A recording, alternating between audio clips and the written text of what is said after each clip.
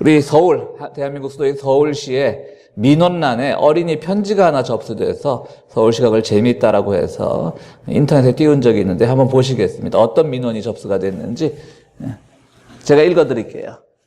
글로 그러니까 이제 맞춤법은 다 틀린 거예요. 어린아이니까. 글로 되어 있는 안내 표지판을 없애주세요. 엄마가 계속 글로 된 안내판만 보면 읽으래요. 우리 한국 엄마들에게 이 정도면 진짜 한글 다 깨우친 거 아니에요, 그죠? 그러니까 이제 엄마들 마음에 애가 빨리 얼마나 한글을 빨리 깨우쳐나 확인하기 위해서 지나가면 뭐 다들 그러시잖아요, 웃으시지만 저도 그랬던 것 같고 저거 한번 읽어봐 그러고 뭐 저거 읽어봐 뭐 영어가 됐든 한글이 됐든 그러니까 얼마나 지겨우면 서울시에 민원을 보내서 글로 된 표지판은 다 없애라. 엄마가 자꾸 읽으라고 한다. 우리 엄마들의 부모들의 현실입니다. 뭐 탓할 건 없죠. 누구보다도 다 똑똑하게 자라길 바라는 것이고 지혜롭게 자라는 걸 바라는 것이고 뭐 어떻게 보면 누구보다 한 발 앞서기를 바라는 것 그것은 조금 뭐 부모들의 욕심이 지나쳤다고 볼 수 있지만요. 저 정도 쓰면 상당히 앞서 있는 겁니다. 그런데도 아마 저 부모는 또 못마땅한 부분이 많이 있겠죠. 그것이 우리 어머니들의 마음이고 아버지들의 마음입니다. 성경에 보면 오늘 우리 마태복음 말씀은 이 어린아이와 같아야만 천국에 가고 하늘나라에서 큰 자라고 말하고요. 또 오늘 우리가 본문 말씀으로 읽은 고린도전서의 말씀은 빨리 어린아이의 일을 버려야죠. 언제 어린이처럼 살 거냐, 언제까지 어린이처럼 살 거냐 이렇게 우리를 탓하고 있습니다. 성경 말씀은 모순입니다. 한쪽에 예수님께서 어린이와 같아야 천국에 갈 수 있다라고 말하고 또 한쪽에서는 빨리 어린아이의 일을 버리라고 얘기합니다. 어느 것이 맞을까요? 뭐 둘 다 맞는 거겠죠. 상황에 따라 다를 겁니다. 주님께서 오늘 말씀하시기를 뭐라고 말하냐면 어린아이와 같이 자기를 낮추는 자, 또 이 어린아이 같이 자기를 낮춘 사람을 영접하는 자만이 참으로 하나님 나라에 대접받는다 그런 말씀을 하십니다.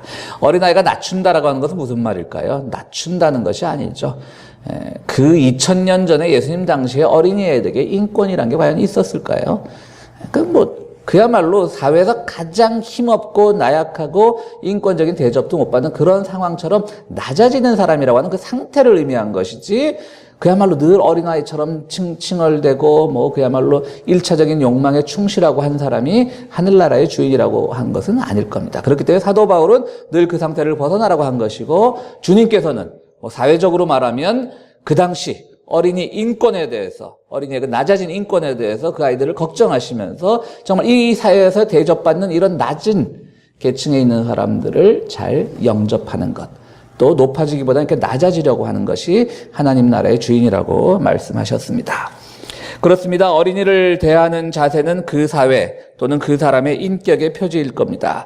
가정에서도 마찬가지입니다. 어른된 우리로서는 교사로서 또 삶의 지도자로서 어떤 지침을 가르쳐주는 어른으로서 아이들에게 뭔가를 얘기해 줄 수 있고요. 뭔가 도움이 되는 말을 해줘야 되는 것이 당연히 어른의 책무이겠지만 그 이야기를 듣는 상대방 우리의 자녀들을 하나의 인격체로 대해야죠. 너는 내 자녀이기 때문에 내가 너를 키웠기 때문에 또 넌 아직 어리기 때문에 세상 물정을 모르기 때문에 라고 하면서 인격적 대접을 하지 않는다면 아이들에게 어떠한 좋은 것을 가르쳐도 아이들은 제대로 받아들이지 않을 겁니다.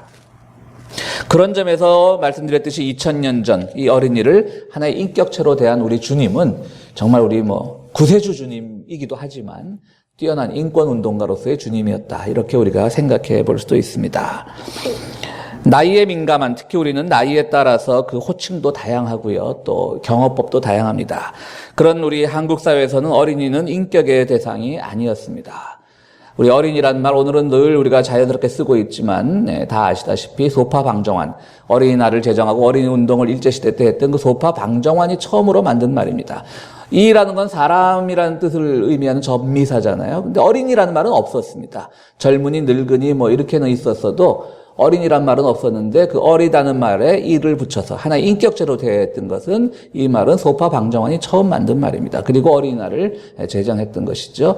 소파 방정환은 참 기독교인이었으면 좋았을 텐데 그리고 우리가 어린이날 되면 굉장히 우리 기독교가 이렇게 앞서 있다 얘기할 수 있었을 텐데 그분은 동학의 후신인 천도교의 아주 독실한 천도교 신자였습니다.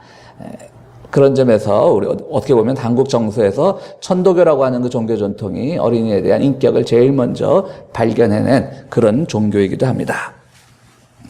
노동력이 중시되는 사회에서 어린이는 인격의 대상이 아닙니다. 그냥 빨리 커서 노동력의 한 부분을 담당해야 하는 보충 인력입니다. 그렇기 때문에 힘을 못 쓰는 그런 아이에게 어디 인권을 주었겠습니까? 그러나 주님은 바로 그 어린이들을 사랑하시고 어린아이와 같아야만 천국에 갈 수 있다라고 말을 합니다. 그렇다면 우리 고국은 어떻습니까? 정말 우리 고국은 어린이를 우대하는 그런 인격의 표지가 잘 되어 있는 사회입니까? 우리가 1년 전 세월호 사건에서도 드러나듯이 가만히 있으라는 말로 아이들을 물에 수장시켰습니다. 서구에서는 여성과 사고가 나면 여성과 아이들을 더 먼저 구조하는데 우리나라는 그 사고가 났을 때 선장을 제일 먼저 구조했습니다. 한국 사회가 정말 2000년 전에 예수님이 하셨던 그 말씀에 반도 못 쫓아가고 있다는 뜻일 겁니다. 영국 사람들이 긍지를 가지고 지키고 있는 전통 중 버큰헤드호를 기억하자라는 그런 구호가 있습니다. 버큰헤드호, Remember the 버큰헤드인데요. 버큰헤드는 배였습니다. 큰 배였는데요. 1852년 2월에 해군 472명과 가족 162명이 탑승한 수송함이었는데요. 이게 침몰하게 됩니다. 남아프리카 공화국 케이프타운 근처에서 침몰을 하게 되는데요. 이때 거기는 60인승 구명보트 3대가 탑재되어 있었다고 합니다. 한 600여 명이 타고 있었는데요. 60인승 구명보트 3대면 뭐 어떻게 되겠습니까? 180명밖에 구조가 안 되잖아요. 그때 막 서로 타겠다라고 할 때 이 선장은 일단 여성과 아이들을 먼저 구조하라고 이렇게 지시했다고 합니다. 그때 그 지휘관이 알렉산더 세튼이라고 하는 중령이었는데요. 병사들을 갑판에 불러 세운 후에 Women and Children First 이렇게 명령을 하고요. 그 사람들을 먼저 탈출을 시킨 다음에 세튼 중령의 지휘 아래 갑판에 도열한 장병들은 가족들을 태운 구명보트가 이렇게 안전한 지대로 옮겨지는 것을 보고 배와 함께 장렬히 수장되었다고 합니다. 그러니까 얼마나 약자들에 대한 그 존경, 그 배려가 있는 것이겠습니까? 물론 이것이 키플링이라고 하는 시인에 의해서 더 과장되고, 물론 역사라고 하는 것은 뭐 조금 과장된 부분이 있겠죠. 정말 그 군인들 중에 다 그렇게 떠나가는 구명보트를 보고 이렇게 거수경례하고 잘 가라고 말했겠습니까? 그 중에도 살려고 또 혼자만 살려고 하는 사람들도 물론 있었겠지만요. 그러나 그런 과장이 있었다 할지라도 어쨌든 기본 사실은 사실이니까요. 약자들을 먼저 보호하고 군인들은 그곳에서 배와 함께 죽었던 것들. 이것이 벌써 100년 전 얘기인데요. 우리는 1년 전에도 그런 모습을 보여주지 못했습니다. 그 하나의 사고라기보다는 정말 우리 사회가 갖고 있는 약자들에 대한 배려, 이런 것들이 얼마나 열악한가를 보여주는 사건이기 때문에 더 가슴이 아픈 겁니다. 저는 1년 전 그 사고가 났을 때 제 가슴을 아프게 한 또 하나의 그 인터넷에서 많은 사람들이 얘기하는 것 중에 제 가슴을 아프게 하는 것이 또 하나 있었어요. 뭐냐면 강남 부촌의 아이들이 수학여행을 가다가 그 사고를 나서도 그렇게 미온적으로 대응했을 것이냐. 참 이게 우리 한국 사회 현실을 보면 아주 가슴 아픈 말이에요. 우리 사회가 이렇게 불신의 사회가 되어 있구나. 정말 서울시 외곽의 한 중소도시에 부자일 것도 없고 그냥 평범하고, 어떻게 보면 한국 기준으로 보면 그냥 평범보다 조금 못할 수 있는 그런 지역에 사는 아이들이 피해를 당했기 때문에 이렇게 구조가 안 된 것이 아니냐라고 하는 그 정부에 대한 불신이 옳고 그르고를 떠나서 우리 사회에 그 불신이 있다는 것 자체만이라도 큰 비극인 거죠. 모든 사람들이 판단의 기준이 있거나 강한 자에 대해서 먼저 배려하는 사회라고 하는 그런 인식을 가지고 있으면 그 사회가 어떻게 건강할 수가 있겠습니까? 사회가 정말 약자와 가난한 자들, 낮은 자들을 먼저 배려한다는 그런 인식이 있는 사회가 건강한 사회인데요. 뭐 우리 고국만 말할 것도 없죠. 뭐 미국도 마찬가지 아닙니까? 아직도 흑인 민권운동이 시작된 지가 언젠데 아직도 흑인은 그냥 일단 잠재적인 범죄자로 우리가 취급을 하고 있잖아요. 뭐 경찰만 그렇겠습니까? 우리도 보면 그런 식으로 많이 우리 의식 속에도 많이 있는 걸 발견하게 됩니다. 그렇습니다. 어린이에 대한 인식은 결국은 그 사회 인권의 지표이고 그 사회가 얼마나 배려를 잘하고 있는지, 얼마나 약자를 잘 돌보고 있는 것인지 그것을 보여주는 지표입니다. 그런 점에서 우리는 정말 우리 특히 한국 사람들은 그런 것들을 많이 고치고 또 배우고 깨우쳐 나가야 될 줄로 압니다. 여러분들 네팔에 이제 그 큰 지진이 났는데요. 뭐 한국 정부로서는 어쨌든 한국 사람들이 얼마나 피해가 있는지 뭐 제일 먼저 따져야 되겠죠. 뭐 그건 뭐 구호 작업도 해야 되겠지만, 그런데 네팔에는 한 교민이 한 600여 명 살고 있고, 요즘 에베레스트 산 트레킹이 유행하기 때문에 사실은 저도 개인적으로 내년에 가려고 하고 있었는데 계획을 좀 변경하게 되었습니다. 어쨌든 트레킹으로 간 사람들이 한 100여 명 정도 있었다고 합니다. 근데 한국 외교부라고 하는 이 공식 단체에서 성명서를 뭐라고 발표를 했냐면요. 다행히 우리 교민들은 안전하다. 또 한 트레킹으로 갔던 관광객 100여 명도 모두 확인이 됐다. 그런데 속세를 떠난다고 떠났던 사람들은 우리가 실종자에 포함시킬 수 없다. 그게 무슨 말이냐면요. 아무래도 에베레스트라고 또 불교 나라라고 하고 그런 좀 신비한 것이 있으니까 아마 수행하기 위해서 간 그런 사람들이 많은 모양이에요. 한국 사람들 중에. 저도 개인적으로는 사회 문제와 정면으로 맞서지 않고 개인의 명상이나 수행을 가지고 문제를 풀어나가려고 하는 그런 것들을 썩 좋아하지는 않습니다만 어쨌든 또 그 사람들 입장에서 얼마나 괴로우면 에베레스트 산기슭에 가가지고 돌을 닦으려고 했을 거예요. 근데 외교부 입장에서 뭐냐면 정부에 신고되지 않은 사람은 그냥 우리가 관심 없다, 실종자도 아니다 이렇게 말해버린 거예요. 정부 관리가. 얼마나 그게 정말 자기 국민을 우습게 보는 말입니까? 빈말이라도 정말 이렇게 개인적으로 수행을 떠난 사람은 우리 외교부에 아직 잡혀있지 않으니까 잘 알 수 없지만 그들을 구조하기 위해서 그들의 생사를 알아보기 위해서 최선을 다하고 있습니다. 이 말만이라도 하면 어때서? 정부가 허락 안 받고 자기들 돈 닦으러 간 사람들은 실종자로 볼 수 없다. 그러니까 누가 댓글을 그렇게 달아놨어요? 그럼 돛 닦는 스님들은 이 나라에서 죽어도 아무도 관심 안 가지겠네. 맞는 말이잖아요. 그죠? 그게 우리가 약자에 대한 거예요. 또 관료주의에 빠져가지고, 그죠? 제도적인 것, 강한 것에만 관심을 가지는 것이고요. 틀에 박힌 것에만 관심을 가지고, 정부의 말에 순종하는 것에만 관심을 가지고, 그렇지 않은 사람들은 아예 실종자에도 포함 안 시킨다. 정부 입장에서 숫자가 없으니까 포함 안 시킨다는 말을 자기들은 변명할지도 모르겠지만요. 그런 현실 속에 우리가 살아가고 있습니다.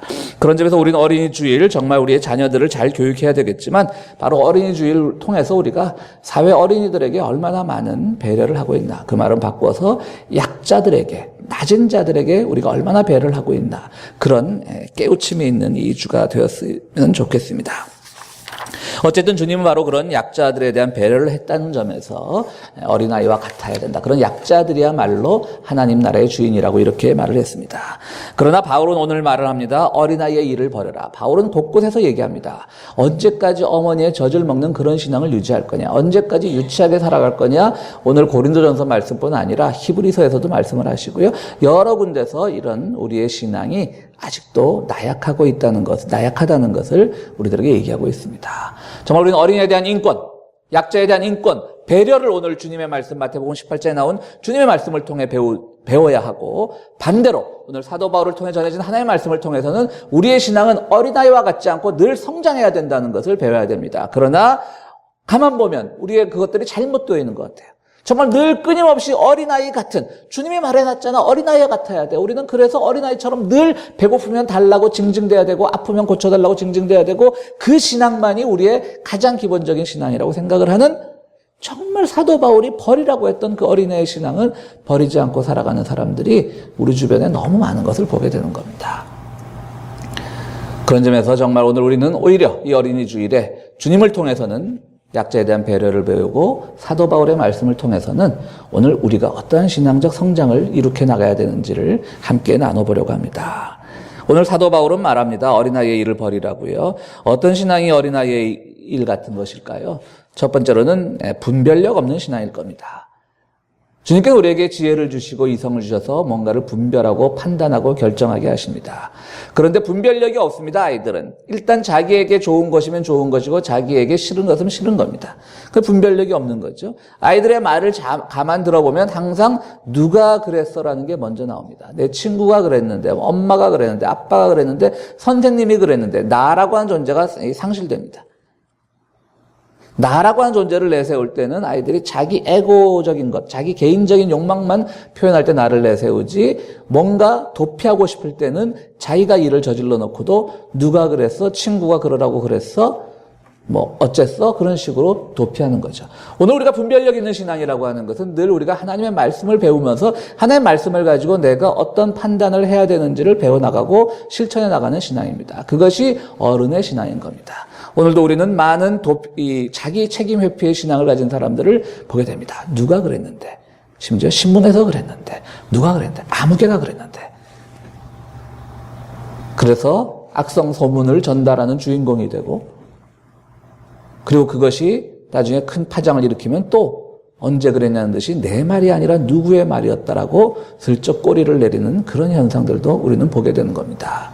진정한 신앙이란 분별력을 가지는 신앙이고, 주님께서는 어린아이의 말을 버리고 정말 분별력 있는 어른 같은 신앙을 가지라고 이렇게 얘기를 하고 있는 겁니다.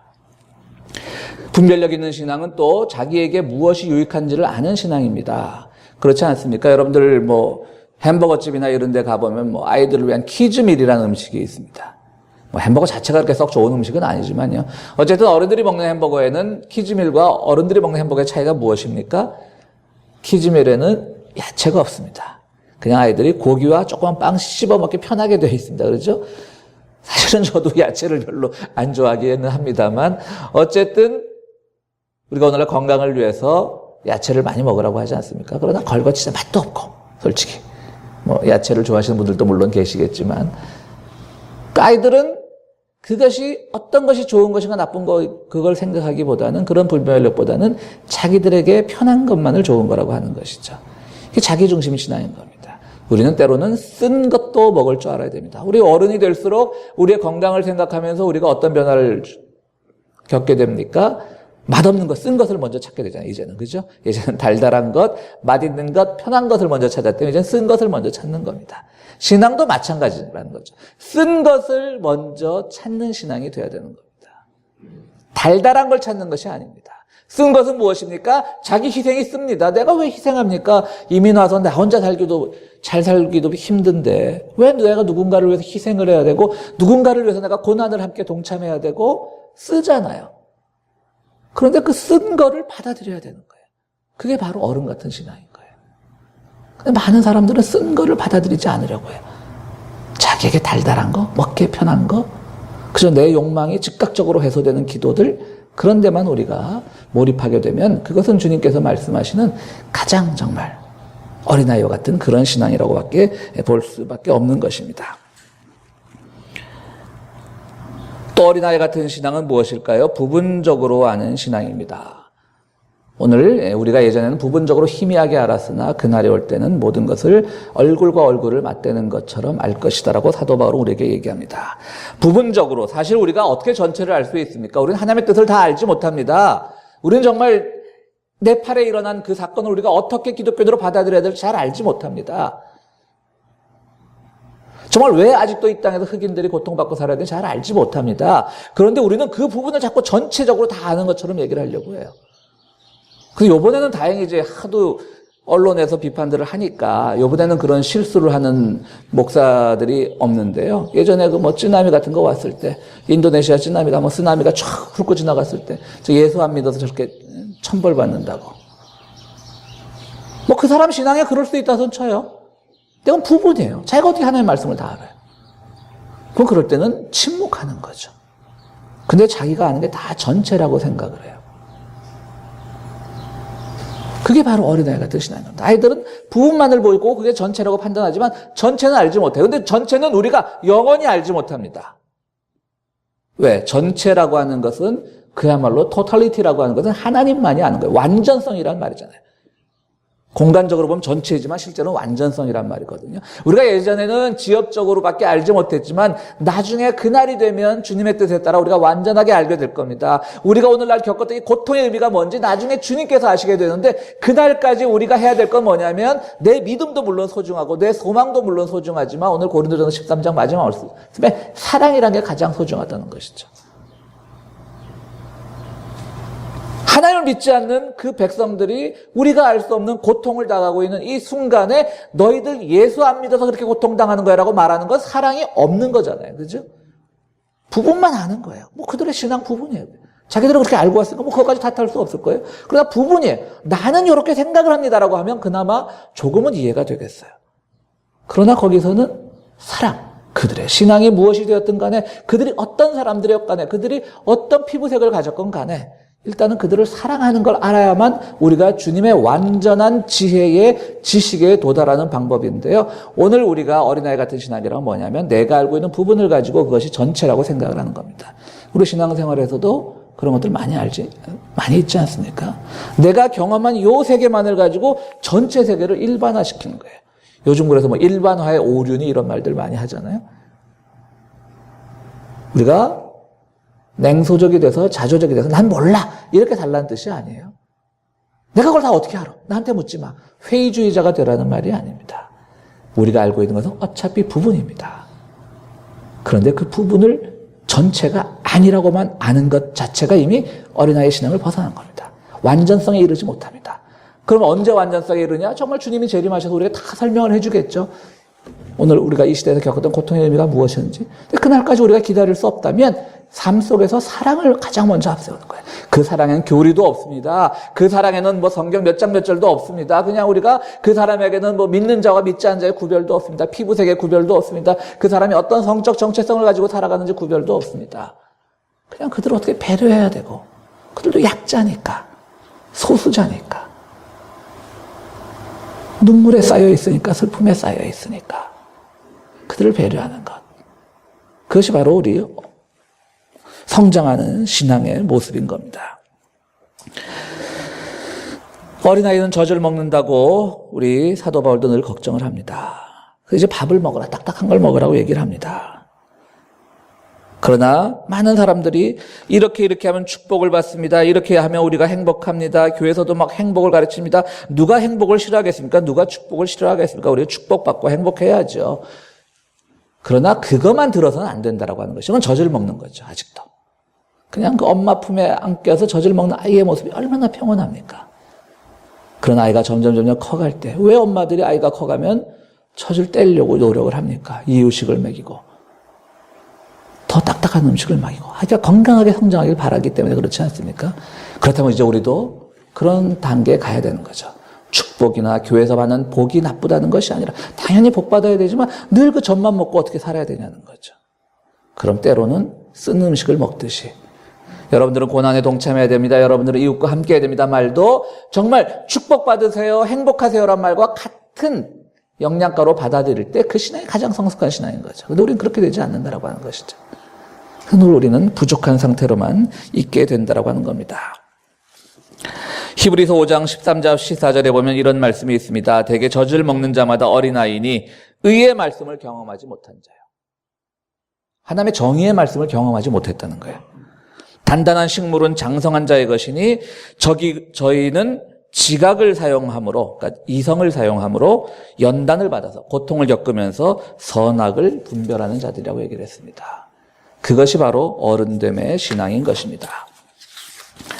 물론 이거는 교회 성경에 나온 얘기는 아니고요. 초대교회의 어떤 전설인데요. 오늘 주님께서 찾아왔을 때 주님께로 다가가니까 막 제자들이 말리지 않습니까? 정말 인권도 없는 그런 애가 오니까 제자들은 우리 하나님의 아들이신데 우리 주님. 그래서 막은 거예요. 근데 이제 이거는 말씀드렸듯이 뭐 초대교회 전설인데 이때 아이가 이그나티우스라고 하는 아이였다고 합니다. 이그나티우스는 나중에 안디옥 교회의 교부가 되었고요. 우리가 전능하다 천재를 만드신 그 사도신경의 기초를 놓은 초대교회 교부로서 유명한 사람입니다. 안디옥 교회 2대 교부였고요. 결국 그는 네로 황제에게 잡혀서 안디옥에서 로마로 압송되었고요. 로마의 그 원형 경기장 콜로세움에 던져져서 맹수의 밥이 돼서 비참한 최후를 맞았습니다. 왜 초대교회 사람들이 이그나티우스가 바로 이 어린아이였다라고 이제 추정을 하냐면요. 이그나티우스에게 별명이 있었는데 데오포로스라고 하는 별명인데요. 이 데오포로스는 주님의 품에 안겼던 자란 뜻이라고 합니다. 그러니까 주님을 직접 만난 적이 있다라고 하는 것이죠. 자, 여러분 이그나티우스를 한번 보십시오. 주님께서 이 어린아이와 같이 되지 않고서는 하나님 나라에 갈 수 없다라고 했을 때 주님이 정말 이그나티우스의 그 순박한 상태만 보셨을까요? 그게 아니라고 하는 것이죠. 이 아이, 정말 사회적으로 소외된 아이를 부르셨을 때 이 아이는 거기에 결단이 일어났을 겁니다. 이 세상에, 이 척박한 유대 땅에서 나 같은 사람을 돌보는 저 예수란 분은 어떤 분이었을까? 성장을 하게 되는 거죠. 그러면서 그는 초대교회 교부가 되었던 겁니다. 이것이 바로 오늘 우리의 신앙인 겁니다. 주님께서 우리를 돌보셨음을 고백하는 신앙은 영원히 그 돌보심에 머무는 그런 유아적인 신앙이 아니라 주님과 함께 성장해 나가는 것이죠. 축복에서 고난으로, 내 중심에서 이웃 중심으로, 또 자기 정서 중심에서 정말 하나님의 정의가 무엇인가를 생각하는 쪽으로 우리가 신앙을 성장시켜야 된다는 것입니다. 오늘날 교회 교육에 뭐가 가장 큰 문제이겠습니까? 어린이를 그냥 계속 어린애에게만 머물게 한다는 뜻인 것이죠. 대형교회 왜 아이들이 많이 모입니까? 그냥 어린아이로만 머물게 하는 거예요. 부모들이 그 교회 안에서 어떻게 봉사하고 그런 걸 볼 기회가 별로 없습니다. 그냥 제도교회하고 똑같아요. 몇 시부터 몇 시까지 주일학교. 그럼 어른들은 어른 예배 끝나고 애들 거기 가서 픽업하고 그냥 집에 가는 거고. 교제도 없습니다. 보수적인 교회일수록 아이들이 사회에서 이기는 방법이 뭔가를 생각을 해나면서 고작 생각한다는 것이 그저 말씀 중심 하면서 아이들에게 주입식으로 성경 지식만 잘 가르칩니다. 그럼 아이들이 주일학교 들어가서 그냥 사도신경도 외우고 주기도문도 외우고 하면 얼마나 뿌듯해 보이겠어요. 이게 보면 사실 솔직한 심정인데 아이들이 더 커가도 계속 그 안에만 머물게 하는 거죠. 그래서 아이들이 낯선 것을 보면 두려워 피하게 만드는 것이고, 낯선 자를 환대하라는 것이, 환영하라는 것이 주님의 뜻인데 낯선 자들을 증오하는 법을 먼저 배우게 되는 거예요. 교회에서 아이들을 이렇게 싸고 놀았기 때문에. 결국 나중에 머리가 커지면 아이들이 교회 교육을 통해서 사회적인 그 각성을 이루어 나가야 되는데 사회에서 먼저 정의가 뭔가를 먼저 배우는 거예요. 교회랑 배운 거랑 틀리네? 라고 하니까 교회를 떠나게 되는 거예요. 그러니까 막 이 교회 교육 전문가들이 매일 세미나 해요. 왜 청년들이, 어린아이들이 교회를 떠나느냐? 가만 지켜보면 교회를 떠나게 하는 내용만 거의 세미나에 들어있더라고요. 아이들을 더욱더 말씀 중심으로 가르쳐야 됩니다. 아이들을 이 사회의 이 불의한, 이 동성애 이런 무시무시한 것들로 그 해악을 가르쳐야 됩니다. 저는 우리 아이들이 그런 교회 다닐까 봐 가장 고민입니다. 다행히 우리 교회 좋다고, 저보고 무서워서 나오는 게 아니라 좋다고 나와서 다행입니다. 그나마. 몇 번 다른 교회, 몇 번 제가 설교 시간에도 말씀을 드렸지만, 다른 교회 수련회 갔다 와갖고 혀를 끌끌 차고 오더라고요.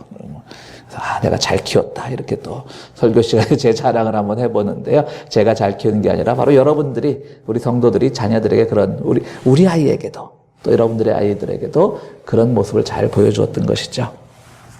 사랑하는 성도 여러분, 오늘 주님께서는 우리들에게 아이와 같은 그런 상태에 있는 낯선 자, 작은 자, 약한 자들을 배려하라고 말씀하십니다. 그 약한 자, 작은 자, 어린아이 같은 자가 하나님 나라의 주인이지만 동시에 그 아이는 하나님 나라의 그 사랑을 경험하면서 더욱더 귀하게 성장하는, 정말 쓴 음식도 먹을 수 있는 그런 아이로 성장해 나가는 자녀들이 될 것입니다. 오늘 우리 교우들의 손자, 손녀들, 또 우리들의 직접적인 자녀들, 정말 쓴 음식도 잘 소화시킬 수 있는 그런 자녀로 교육한 여러분들이 되기를 바라고요. 이 자리는 우리들조차도 아직까지 어린아이 같은 면이 없는지 우리가 스스로 돌아보고 늘 하나님 말씀 가운데 쓴 음식을 먹으면서 고난을 생각하면서 이웃 중심으로 우리의 사고를 전환하면서 그 속에서 하나님이 주시는 진정한 축복을 발견하는 여러분들이 되시기를 간절히 바랍니다. 우리 하나님의 말씀 생각하시면서 함께 기도하는 시간 갖도록 하겠습니다.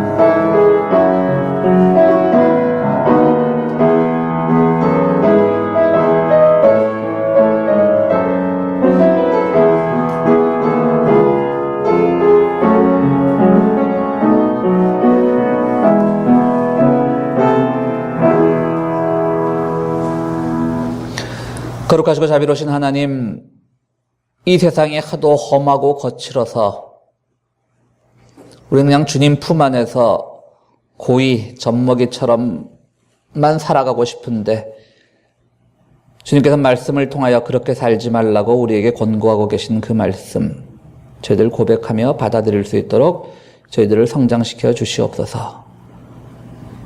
이제 젖을 먹던 주님의 품을 떠나 주님께서 우리에게 지시한 방향으로 나가서 때로는 쓴 음식도 먹어가며 때로는 고난에 함께 동참하며 살아가는 것이 진정한 어른의 신앙인데 우리 어린이 됨의 의미를 잘 모르고 있는 것은 아닌지 우리를 돌아보게 하여 주시옵소서. 아버지 하나님, 주님의 전을 찾으면서 귀한 예물을 가지고 나옵니다. 우리 예물을 드릴 때마다 우리의 소망도 함께, 우리의 기도의 제목도 함께 담아드립니다. 그때마다 주님께서 우리가 예수님 이름으로 기도한다는 것처럼 우리의 기도를 대신하오니 우리의 기도의 방향을 바로잡아 주시옵소서. 행여 우리의 기도 중에 어린아이와 같은 부분이 있으면 주님의 사랑으로 덮어주시고 우리를 고쳐주시옵소서. 그래서 그 기도가 응답받는 이 귀한 예물 드리는 손길들 될 수 있도록 함께하여 주시옵소서. 예수 그리스도 이름으로 기도하옵나이다. 아멘.